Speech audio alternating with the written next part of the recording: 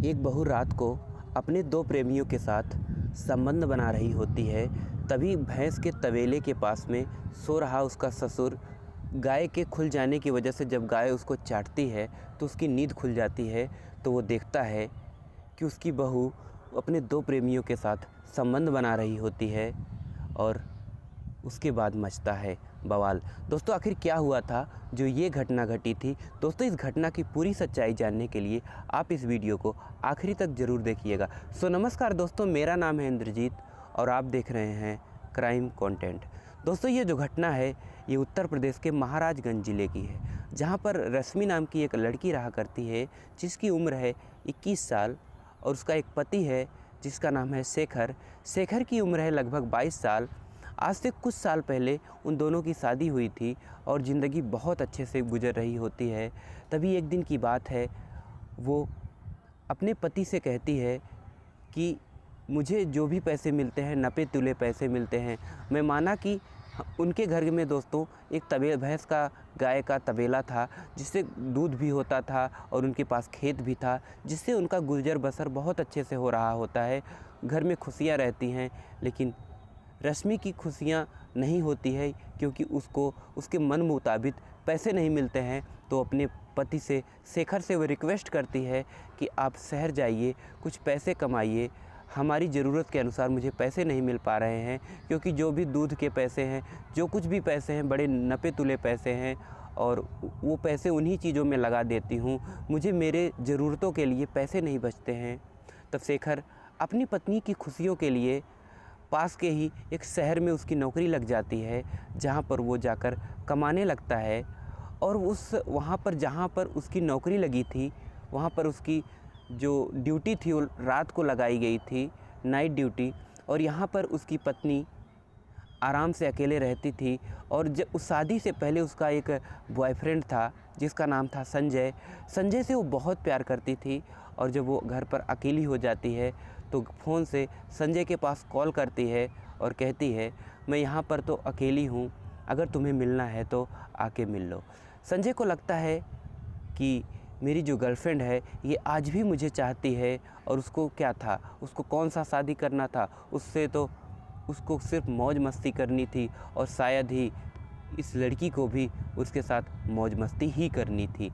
फिर वो कहता है, ठीक है तुम बुला रही हो तो मैं आ जाऊंगा, लेकिन मैं तुम्हारे गांव में आने में डर रहा हूँ।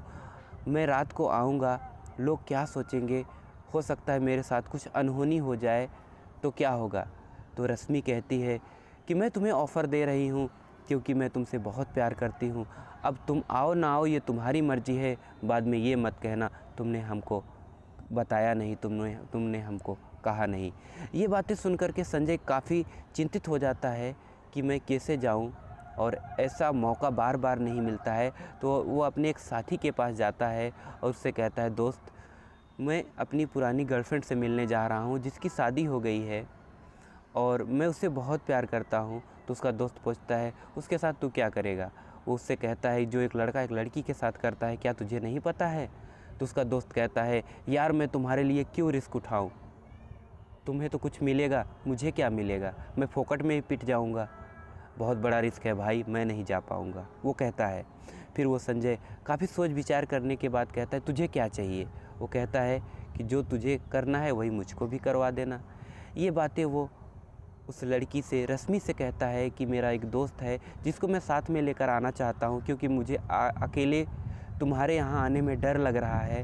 तो रश्मि कहती है, ठीक है कोई बात नहीं, तुम उसको लेकर आओ, मुझे तो सिर्फ तुमसे मिलना है। वो कहता नहीं, तुम्हें जो तुम मेरे साथ करोगी वो तुम्हें मेरे दोस्त के भी साथ करना पड़ेगा।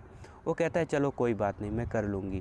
दोस्तों, आपको भी पता होगा जो इस प्रकार की लड़कियां होती है वो कितनों के साथ करती है, उससे उनको कोई फ़र्क नहीं पड़ता। फिर वो दोनों आते हैं रात को और वो पीछे के दरवाजे से उन दोनों को घुसा लेती है और अपने रूम में लेकर जाती है और सभी बिना कपड़े के होकर के, निर्वस्त्र होकर के एक दूसरे से संबंध बनाने लगते हैं। दोनों प्रेमी उस औरत के साथ, रश्मि के साथ बहुत गंदी तरीके से संबंध बना रहे होते हैं। तभी भैंस के तबेले के पास सोया हुआ उसका ससुर सो रहा होता है और एक गाय खुल जाती है और जाकर के, जैसा कि आपको पता है, कोई भी गाय भैंस हो, अगर वो खुल जाती है तो अपने जो भी उनको पालता है अपने मालिक से लाड लड़ाने लगते हैं। वो भी जाकर के उसके सर को चाटने लगती है, तभी उसके ससुर की नींद खुल जाती है और वो देखता है कि उसके बगल के रूम में, उसकी बहू के रूम से कुछ अजीब सी आवाज़ें आ रही थी, कुछ लड़कों की आवाज़ें थी। तो उसको लगता है घर में लड़का तो कोई नहीं था, आखिर क्या बात है।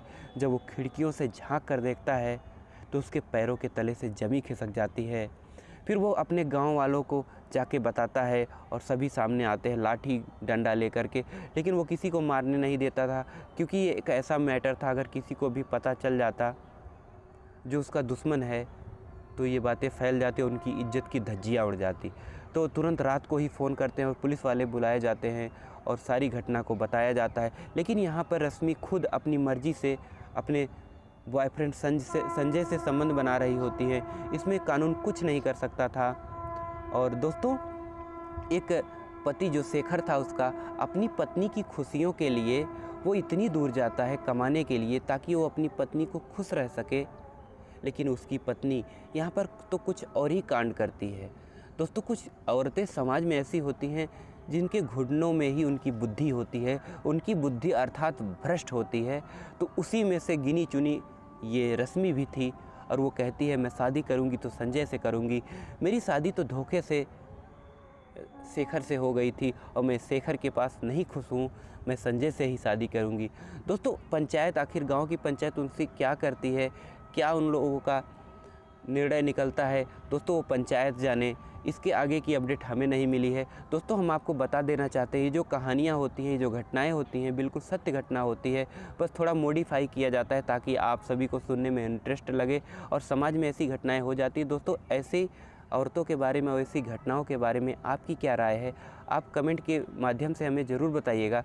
दोस्तों, अगर हमारी कहानियाँ आपको अच्छी लगती है तो प्लीज़ हमारे चैनल को सब्सक्राइब कीजिएगा और वीडियो को लाइक कीजिएगा और वीडियो को शेयर कीजिएगा। दोस्तों, मिलते हैं किसी अन्य क्राइम घटना के साथ, तब तक के लिए जय हिंद, वंदे मातरम।